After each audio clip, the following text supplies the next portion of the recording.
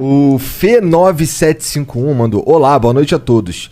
Sou Felipe Ferreira, esperei ansioso pro Rodrigo Silva vir ao Flow, para ver o papo com vocês, para ver o que sairia dessa mistura. Queria que o pastor apresentasse a vocês as profecias de Daniel, para ver o que o monarca vai achar. Jesus está voltando, valeu. Como é o nome dele? Felipe Ferreira. Felipe significa domador de cavalos. Já que o Felipe falou, Felipe era o nome do pai de Alexandre o Grande. É interessante que não vale Rodrigo, nada. E Rodrigo? Rodrigo significa... Rodrigo vem do saxão. É? Rodericum. Significa aquele que é rico em glória. Eita!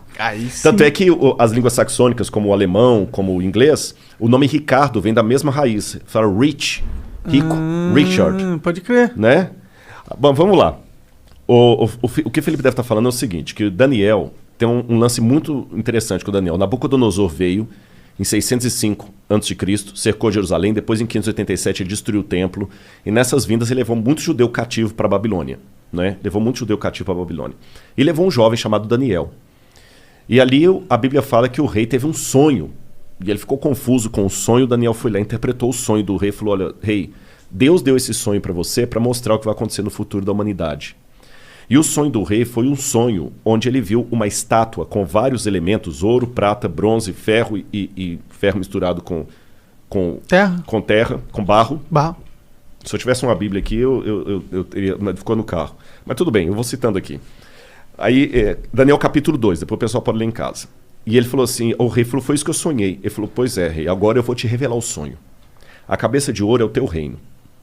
E o seu reino vai passar. Vai vir um outro reino, que Daniel vai revelar no capítulo 7, chamado Medo-Pérsia, que vai dominar depois o seu.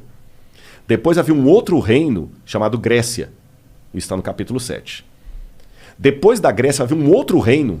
Mas não está na Bíblia assim nominalmente, tá? A Grécia, a Medo-Pérsia e a Babilônia estão. Só dali para diante que não está. Tá. Estão as características. Aí vira uma... É porque o livro da Mas já existia naquela época esses países? Não, 606 a.C. é só a Babilônia. Tinha a Pérsia, mas a Pérsia era um trocinho desse tamanho. Entendi. Você está entendendo?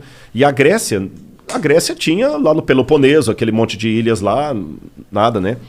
E o detalhe, um parênteses aqui, que isso aconteceu no capítulo 2 de Daniel. Mas depois no capítulo 7, Deus dá uma visão ao profeta Daniel com essa mesma história, mas com mais detalhes. E depois no capítulo 8, com mais detalhes. Daniel vê monstros, bichos, e Deus vai explicando. Por que Deus fez aquilo? É a maneira de entender, parábola, não é? E Deus vai dando detalhes. Aí Deus fala o seguinte, como são as características? Eu estou pegando igual Daniel 2 e 7. A Babilônia vai passar, o reino que virá da Medo-Pérsia, ele será forte por um lado e fraco por outro. Ele terá duas forças. E realmente foi a junção da Média e da Pérsia, Dario e Ciro, que destruíram a Babilônia. Quando fala da Grécia, fala da Grécia de um único rei que ia dominar o mundo, mas ele mesmo se autodestruiria. E quando ele se autodestruísse, na sua força quebrou-se-lhe o poder, 4 reis iam surgir dele. Aí quando você chega no período aí você tem então 606 a.C. a Babilônia. Em 538 a.C. vem a Medo-Pérsia e destrói a Babilônia, igual Daniel falou. Em 331 a.C., Daniel já tinha virado farinha, vem o filho de Filipe, Alexandre o Grande, da Macedônia, e começa a fazer as conquistas gregas. Igual a profecia falou. Entendi. E Alexandre o Grande, ele só ia conquistando e não voltava, conquistando e não voltava. E como é que Alexandre morreu? Ele se autodestruiu praticamente, porque ele morreu em 323 a.C., com 33 anos de idade. Aí tem algumas versões, alguns acham que ele contraiu febre tifoide na Índia, outros acham que ele resolveu beber uma taça de vinho para cada ano da vida dele. Eu sei que na sua força ele se quebrou. O reino de Alexandre não foi dominado externamente por ninguém, ele mesmo morreu. E ele não deixou descendente, porque ele tinha um filho com Roxane que foi morto. E aí, o que aconteceu depois da morte de Alexandre? Lembra a profecia? Depois que esse rei se quebrar, vão vir 4 no lugar dele repartindo o reino. O reino de Alexandre é repartido entre seus 4 generais: Cassandro, Seleuco, Lisímaco e Ptolomeu. Igualzinho a profecia falou, e Daniel já tinha virado farinha aí. Daniel é 606, estou falando em 331 a.C., traz para frente. Aí falou que depois que esses 4 divisões se sugeria, aí viria um reino que dominaria todo mundo com mão de ferro. E ele duraria muito tempo. E vai falando das perversidades. Aí quando você pega quem substituiu ali depois dos 4 Diódoros de Alexandre, Roma. E fala detalhe por detalhe de Roma. Aí quando fala dos pés em ferro com barro, fala o seguinte: esse último reino será o último reino da terra. Ele não será um reino mundial como os anteriores. Assim como ele tinha uma parte em ferro e uma parte em barro, esse reino será um reino dividido entre nações, onde ele terá, por um lado, a força do ferro, por outro lado, a fraqueza do barro. Durante muito tempo, essas nações tentarão se unir por acordos, contratos e casamentos. Mas assim como o ferro não se mistura com o barro, eles não se unirão.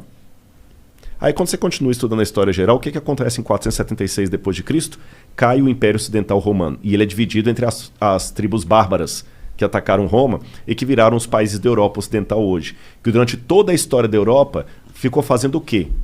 Tentando se unir. Através de casamento, por exemplo. Dom Pedro I era filho de Carlota Joaquina. A esposa dele era princesa da Áustria. Tá certo? A Rainha Vitória chegou a ser chamada de vovó da Europa, porque ela tinha parente em todo lado. Lembra que o que casou com a Elizabeth agora, ele era de sangue alemão e estava na Grécia. A Europa toda tem parentes e eles não conseguiram unir a Europa. O que Napoleão tentou? O que Carlos Magno tentou fazer? Unir a Europa, ele não conseguiu. O que Napoleão tentou fazer? Unir a Europa, não conseguiu. O que Adolf Hitler tentou fazer? Unir a Europa e não conseguiu. Mercado como europeu, unir a Europa e não conseguiu. Agora o Brexit. A Europa pensou que se unir, rachou de novo. E a profecia falou que esse reino seria um reino dividido até o fim, quando então virá uma pedra do céu, que é a volta de Jesus. Eu dei um panorama assim rápido, sabe? Então acaba com o cometa. Não, aí é um símbolo da volta. Não é um asteroide. Fala que é uma pedra como se fosse tirada uma montanha. É um símbolo da intervenção divina na história. Entendi. Nos dias desses reis. Então, cara, é muita coisa coincidindo assim que você vai assim, pô, mas aconteceu ao pé da letra. Isso é só um exemplo. A Bíblia está lotada de profecias. Não são profecias como música de Roberto Carlos quando você está na fossa. Qualquer uma conta a sua história. Você entendeu? Não tem música assim. Qualquer uma conta a sua história. Você tá lá, tomou um pontapé no traseiro da menina, parece que a música foi feita pra você. Sim, histórias que são arquétipas. Não, tipo, não é o caso. Isso aqui é... Histórias que se repetem na humanidade. É muito legal. E eu vou fechar essa resposta aqui, que foi só uma pincelada que eu dei, né? Durante muito tempo, muitos pensavam que tudo de Daniel era um mito. Por exemplo, se você conversasse com um cético no século XVII, XVIII, até o início do século XIX, ele dizia assim... Daniel não foi o cara que leu umas paradas que foram escritas na parede com sangue? Foi o Belsazar, que era o rei da Babilônia. Eu vou falar dele na arqueologia. Olha que interessante. Segura que eu vou falar dele. Um cético, até por volta de 1820, ia falar com você assim: livro de Daniel é todo mito, bobagem, nada disso aconteceu, porque a arqueologia não existiu Babilônia. Pelo menos o grande império da Babilônia não existiu. Você vai no rio Eufrates de fora a fora e não vê nenhuma Babilônia ali. E a Bíblia e Heródoto falavam que a Babilônia, o rio Eufrates cortava a cidade, igual o Tietê e Pinheiros corta São Paulo. Aí você vai Tietê de fora a fora e não vê rastro de cidade. Até que, em 1899, um pouco antes, a Layard começou a explorar algumas coisas e ele conseguiu encontrar tijolos com escrita estranha, que foram decifradas e descobriram o nome de Nabucodonosor. Eu mesmo tive a oportunidade de traduzir um tijolo com escrita cuneiforme. Tem um artigo publicado disso, pela USP, inclusive. Que foda. Onde eu estudei e achei o nome de Nabucodonosor. Vou contar desse tijolo para vocês daqui a pouquinho. Provou, então, que, o Nabucodonosor existiu. Mas até esse achado de Layard, falar de Nabucodonosor era algo tão ridículo na academia como falar do rei Arthur. Provou que Nabucodonosor existiu. Em 1898, 14 anos depois disso, Robert Coldewey, um arqueólogo alemão, descobriu na colina de Hilá a Babilônia. E o rio Eufrates estava desviado, por isso que ele não passava dentro da cidade. Entendi. Então já provou, Nabucodonosor existiu, a Bíblia estava certa, a Babilônia também existiu. Aí, depois descobriram, quando decifraram a escrita cuneiforme, o neo-acadiano, a lista dos reis da Babilônia. Aí veio o Belsazar.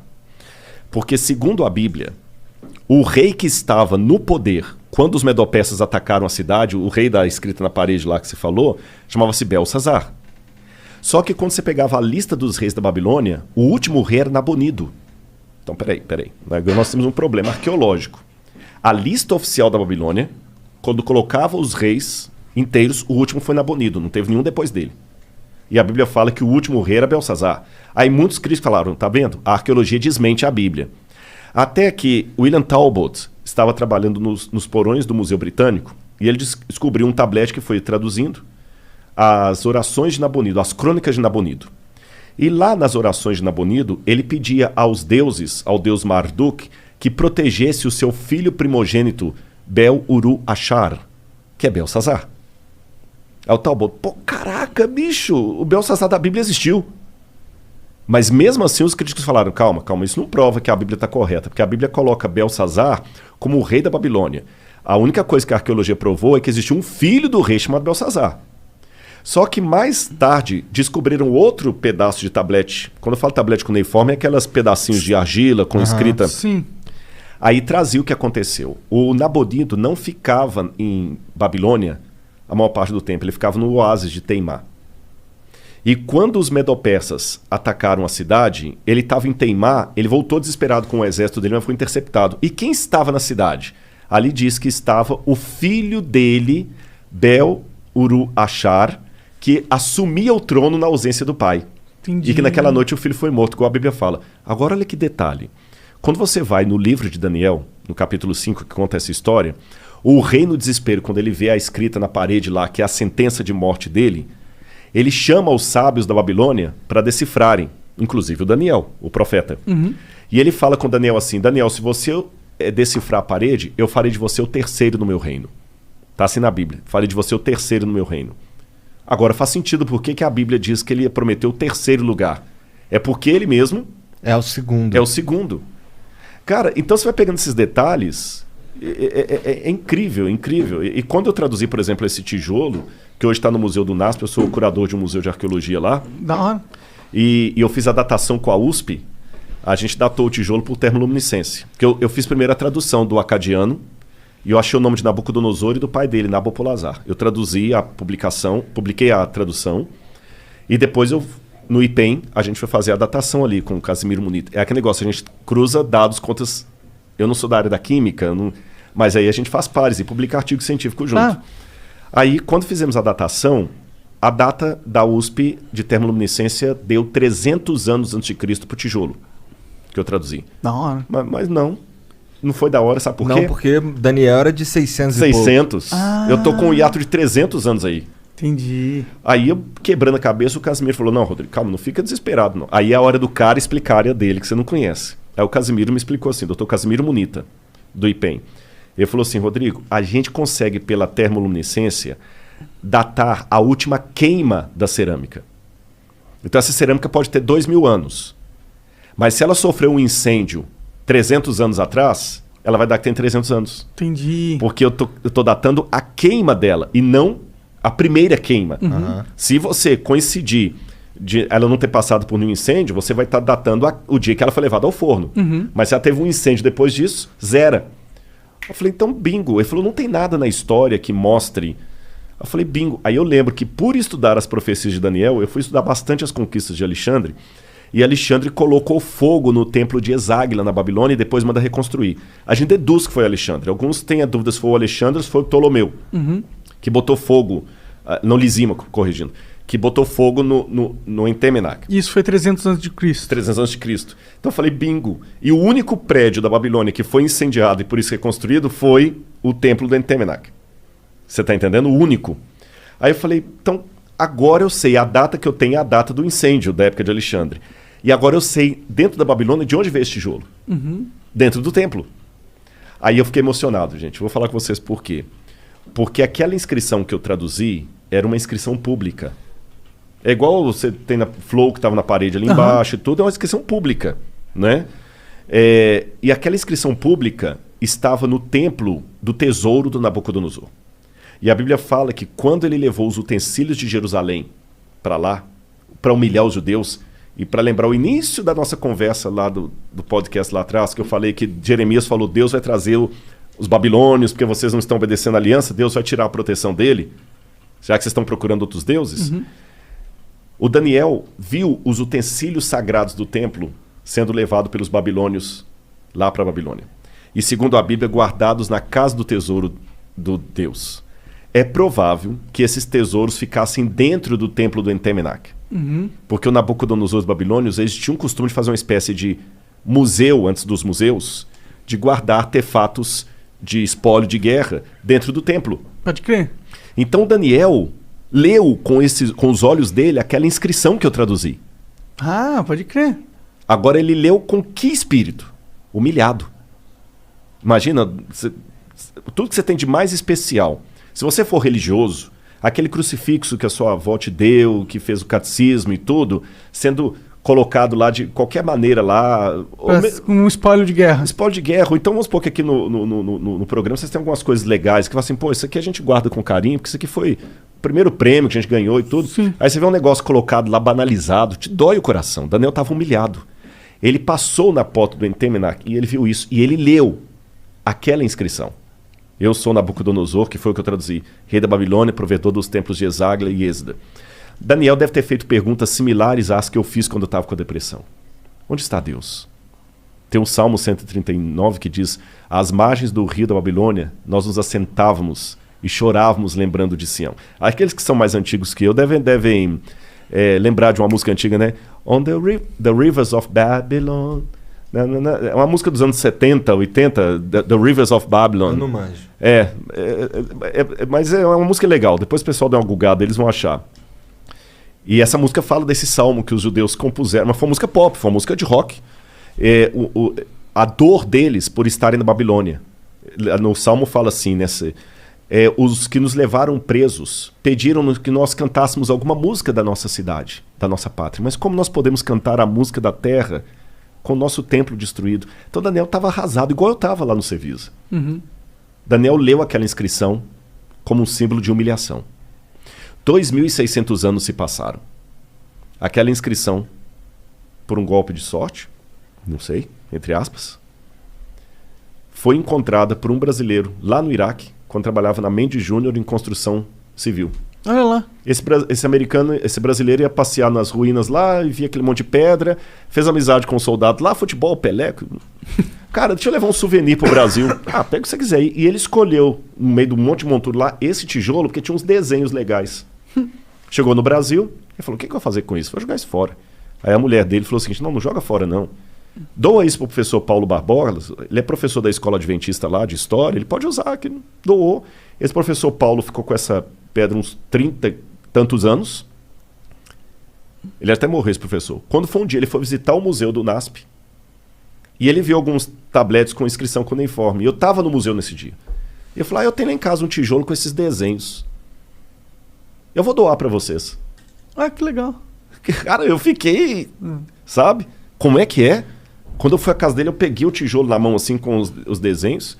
Se você colocar aí, se não for abusado, sua boa vontade, se você colocar assim, tijolo babilônico Rodrigo Silva, vai aparecer uma foto do tijolo aí na internet, tem tudo, né, cara? Hoje em dia é só clicar.